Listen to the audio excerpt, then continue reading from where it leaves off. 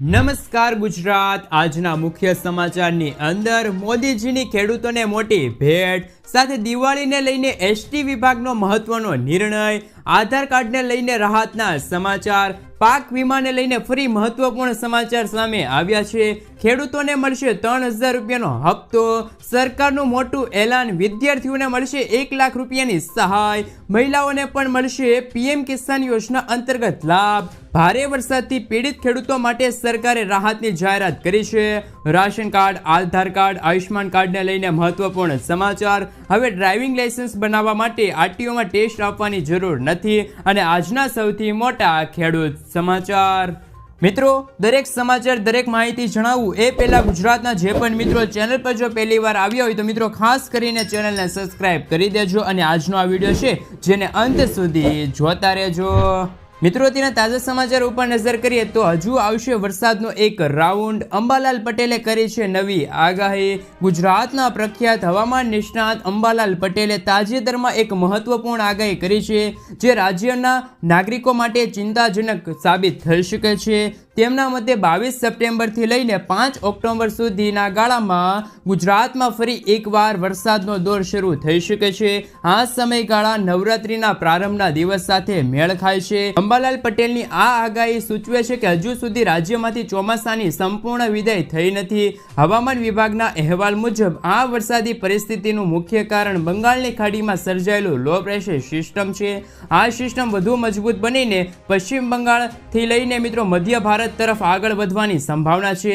જો કે આ સિસ્ટમ જો ખોરવાઈ જાય અથવા તો નબળી પડે તો ગુજરાત પર તેમની અસર ઓછી થઈ શકે છે, પરંતુ જો આ સિસ્ટમ આવનારા દિવસોમાં ગુજરાત સુધી પહોંચે તો રાજ્યમાં ફરી એકવાર વરસાદની શક્યતા વધી શકે છે। મિત્રો, ત્યાર પછીના સમાચાર ઉપર નજર કરીએ તો મોદીજીની મોટી જાહેરાત, ખેડૂતોને મોટી ભેટ આપતા મોદી સરકારે ડુંગળી, બાસમતી ચોખા અને ખાદ્ય તેલની આયાત ડ્યુટી પર મહત્વનો નિર્ણય લીધો છે। મોદી સરકારે ડુંગળીની નિકાસ પર ડ્યુટી 40%થી ઘટાડીને 20% કરી દીધી છે। નિકાસ ડ્યુટીમાં ઘટાડા થવાના કારણે ડુંગળી ઉત્પાદક ખેડૂતોને ડુંગળીના સારા ભાવ મળશે, સાથે બાસમતી ચોખા પર લઘુત્તમ નિકાસ ડ્યુટી દૂર કરવાનો નિર્ણય લીધો છે। ખાદ્ય તેલની આયાત ડ્યુટી વધારવાથી ખેડૂતોને પણ ફાયદો થશે। મોદી સરકારે અત્યારે ખેડૂતોના હિત માટે મહત્વપૂર્ણ નિર્ણય લીધો છે।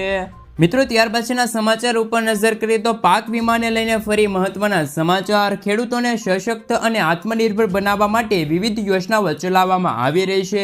પ્રધાનમંત્રી ફસલ વીમા યોજના ખેડૂતોના હિતમાં ફાયદાકારક છે, પરંતુ ખેડૂતોને પાક વીમા સંબંધિત સમસ્યાના નિરાકરણમાં મુશ્કેલીનો સામનો કરવો પડે છે। તાજા સમાચાર એ છે કે હવે ખેડૂતોના પાક વીમા સંબંધિત સમસ્યાઓના ઉકેલ માટે ટોલ ફ્રી નંબર 14447 જારી કરવામાં આવ્યો છે। આ નંબર પર ફોન કરીને ખેડૂતો પોતાની ફરિયાદ નોંધાવી શકે છે।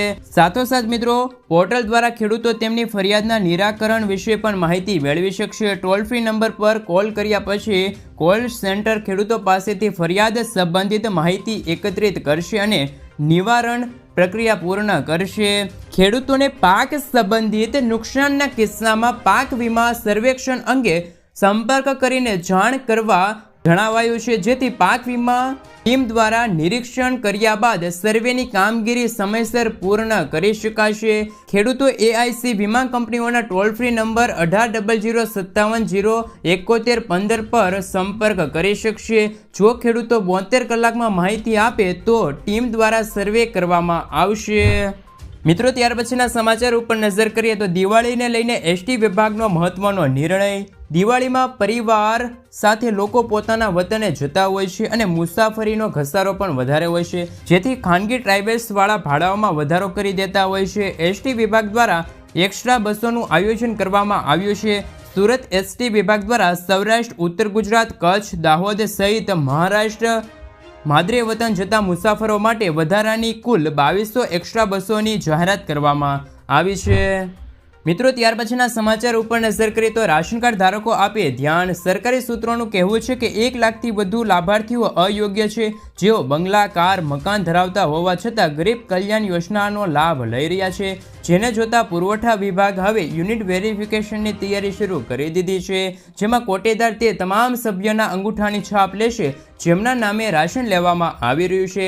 પહેલા મહિનામાં ઘરના એક સભ્ય રાશન લેશે, જ્યારે બીજા મહિને બીજા સભ્ય અંગૂઠા વડે રાશન લેવું પડશે. આ રીતે દર મહિને નવા સભ્ય અંગૂઠા લગાવીને એક પછી એક રાશન લેશે. જ્યાં સુધી તમામ એકમોની ચકાસણી ન થાય ત્યાં સુધી આ ક્રમશઃ ચાલશે. વેરિફિકેશનની આ નવી સ્કીમ શરૂ કરવા માટે ઈ-લૂપ મશીનને પણ અત્યારે તૈયાર કરવામાં આવી રહ્યું છે, જેના દ્વારા નવા સભ્યોના અંગૂઠાની છાપ પછી દર મહિને રાશન આપવામાં આવશે. મિત્રો, ત્યાર પછીના સમાચાર ઉપર નજર કરીએ તો સરકારનું મોટું એલાન. હોશિયાર વિદ્યાર્થીઓને મળશે 1,11,000 રૂપિયાની સહાય. વિદ્યાર્થીઓને આત્મનિર્ભર બનાવવાના ઉદ્દેશ સાથે શરૂ કરેલી યોજનાઓનો આજે લાખો વિદ્યાર્થીઓ લાભ મેળવી રહ્યા છે.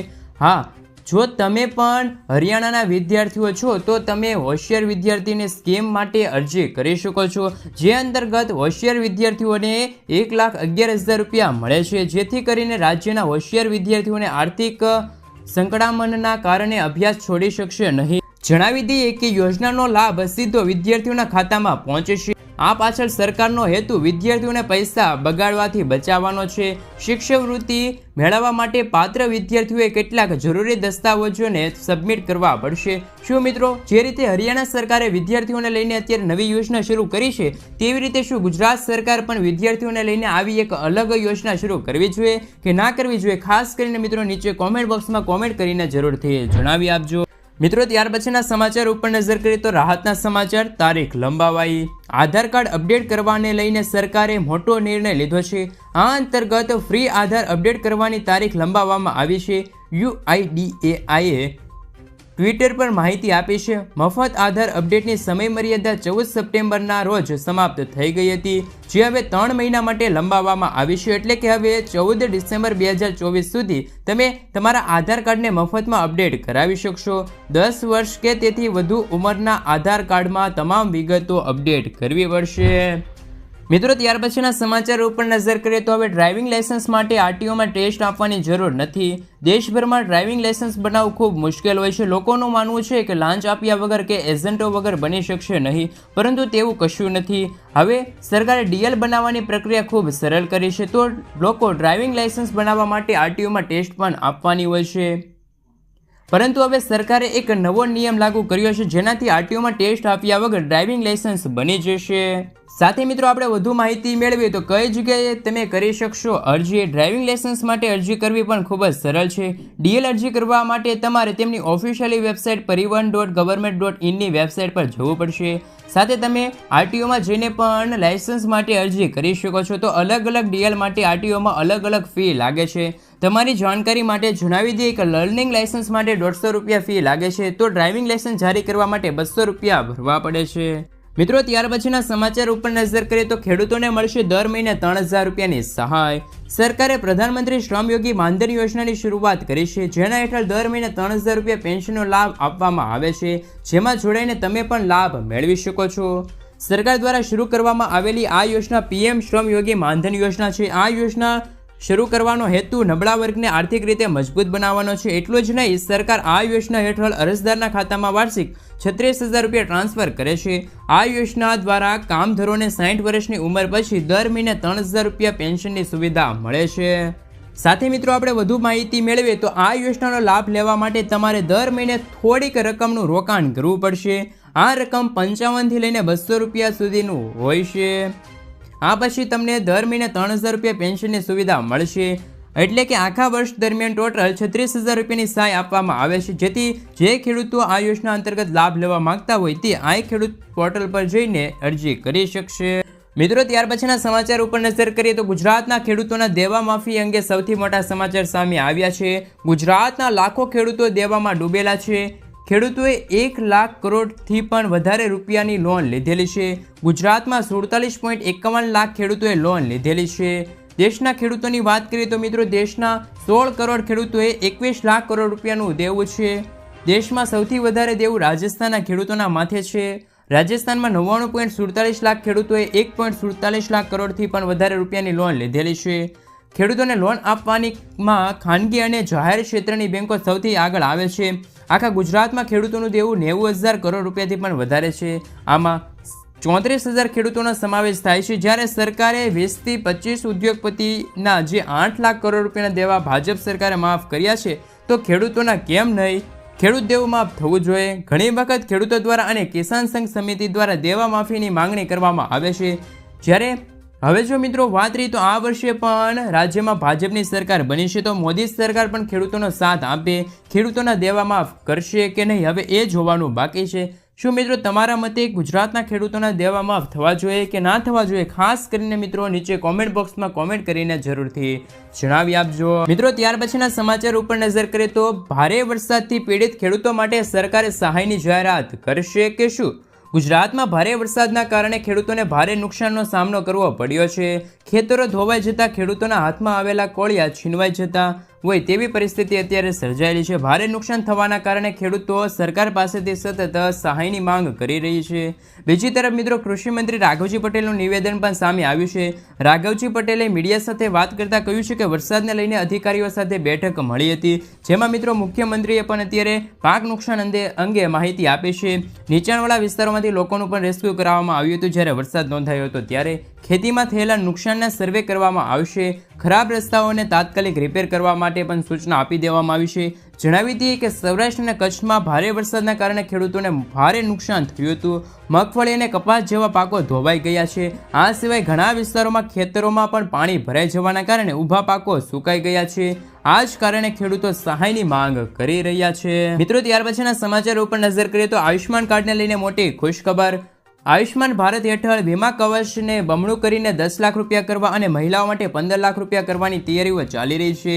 આ યોજના હેઠળ કેન્દ્ર સરકાર દ્વારા ખાનગી હોસ્પિટલમાં 4 લાખ બેડ ઉમેરવાની સાથે સાથે લાભાર્થીઓની સંખ્યા 55 કરોડથી લઈને 100 કરોડ કરવાની તૈયારીઓ પણ ચાલી રહી છે.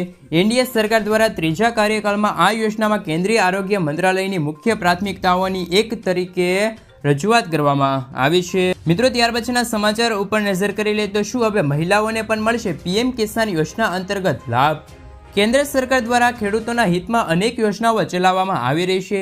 તેમાંથી એક પીએમ કિસાન સન્માન નિધિ યોજના છે, જે અંતર્ગત કેન્દ્ર સરકાર દર વર્ષે 3 હપ્તામાં ખેડૂતોને 6,000 રૂપિયાની આર્થિક સહાય પૂરી પાડે છે. આ યોજનાને લઈને લોકોના મનમાં અવારનવાર અનેક પ્રશ્નોના સવાલ ઊભા થાય છે. આ સવાલમાંથી એક સવાલ એ પણ છે કે શું મહિલા ખેડૂતોને પણ પીએમ કિસાન યોજના અંતર્ગત લાભ મળશે? તો તમને મિત્રો જણાવી દઈએ કે મહિલાઓને પણ તેમનો લાભ મળે છે કે નહીં. તમને જણાવી દઈએ કે મિત્રો પીએમ કિસાન સન્માન નિધિ યોજના હેઠળ માત્ર પુરુષોને નહીં પરંતુ મહિલા ખેડૂતોનો પણ સમાવેશ કરવામાં આવે છે અને લાભ આપવામાં આવે છે. મહિલાઓના નામે ખેતી માટે જમીન હોવી જોઈએ. મહિલાઓએ અન્ય પાત્રતાના માપદંડો પણ પૂર્ણ કરવા આવશ્યક છે, તો જ તેમને આ યોજના અંતર્ગત લાભ મળવાપાત્ર રહેશે. મિત્રો ત્યાર પછીના સમાચાર ઉપર નજર કરીએ તો ગામડાના લાખો લોકો માટે મોટી જાહેરાત. હર્ષ સંઘવીએ જણાવ્યું હતું કે આગામી સમયમાં પોલીસ ગુના સ્થળે પહોંચવાનો રિસ્પોન્સ ટાઈમ ઘટાડવામાં આવશે. જી હા મિત્રો, હવે 112 ટોલ ફ્રી નંબરની સેવા શરૂ કરવામાં આવી છે, જેના કારણે ગુના સ્થળે કોઈ પણ વ્યક્તિ ફોન કરશે તો રાજ્ય સરકારના ગ્રામ્ય વિસ્તારમાં પોલીસ માત્ર 20 મિનિટમાં પહોંચી જશે, જ્યારે શહેરી વિસ્તારમાં 10 મિનિટમાં પોલીસ પહોંચી જશે. એટલે કે શહેરી વિસ્તારમાં માત્ર એક ફોન કોલથી 10 મિનિટમાં છે એ ગુના સ્થળે પોલીસ પહોંચી જશે, જ્યારે ગ્રામીણ વિસ્તારમાં ગુના સ્થળે પોલીસ 20 મિનિટમાં પહોંચી જશે, જેથી ગામડાના લાખો લોકો છે એમને ફાયદો થશે. મિત્રો આગળના સમાચાર ઉપર નજર કરીએ તો જગતનો તાત ચિંતામાં. ખેત ઉત્પાદન મોંઘું થતાં ખેતી કરવા અંગે ખેડૂતો ગંભીર. દિવસે ને દિવસે મોંઘવારી વધતી જાય છે, દરેક વસ્તુના ભાવ આસમાને પહોંચે છે, ત્યારે ખેતી પણ અત્યારે મોંઘી થતી જોવા મળી રહી છે. ખેતીનું બિયારણ કે પછી તેને લગતી દરેક વસ્તુઓ પર અસર પહોંચી છે. કોરોના કાળ બાદ હાલમાં ખેતી ખર્ચમાં 30% જેટલો વધારો થયો છે. આપણે ત્યાં વધુમાં વધુ ગ્રામ્ય વિસ્તારમાં આવેલા છીએ અને મિત્રો આ ગ્રામ્ય વિસ્તારોમાં રહેતા લોકો ખેતી સાથે જોડાયેલા છે. ખેડૂતોને જણાવ્યા અનુસાર કોરોના કાળ બાદ 30% જેટલી ખેતી મોંઘી થઈ ગઈ છે. ન્યૂઝ 18 સાથેની વાતચીતમાં ખેડૂતોએ કહ્યું હતું કે 1 વીઘા ખેતર ખેડવાના 1 લીટર જેટલું ડીઝલની જરૂર પડે છે. હાલ ટ્રેક્ટરથી પણ ખેડણ માટે 100 રૂપિયા પ્રતિ હેક્ટર વીઘા ખર્ચ થાય છે. આ ખર્ચ આશરે 2 વર્ષ પહેલાં 70 રૂપિયાથી લઈને 75 રૂપિયા જેટલો હતો. આ ઉપરાંત મજૂરીના ખર્ચમાં પણ વધારો થયો છે. પહેલાં 125 રૂપિયા જેટલી મજૂરી થતી હતી, હવે તે 350 રૂપિયાએ પહોંચી છે. આ ઉપરાંત હાલની પરિસ્થિતિ પ્રમાણે મજૂરો પણ નથી મળતા. પહેલાં ખેતી માટે શ્રમિકો ઘણી સરળતાથી મળી જતા હતા. મિત્રો, આગળના સમાચાર ઉપર નજર કરીએ તો મફત સાયકલ સહાય. ગુજરાત સરકારે રાજ્યની સરકારી શાળાઓમાં અભ્યાસ કરતા વિદ્યાર્થીઓ માટે ફ્રી સાયકલ યોજના 2024ની જાહેરાત કરી છે. આ યોજનાનો મુખ્ય હેતુ એ છે કે વિદ્યાર્થીઓને શાળાએ આવવા જવા માટે સરળતા અને સુવિધા મળી રહે.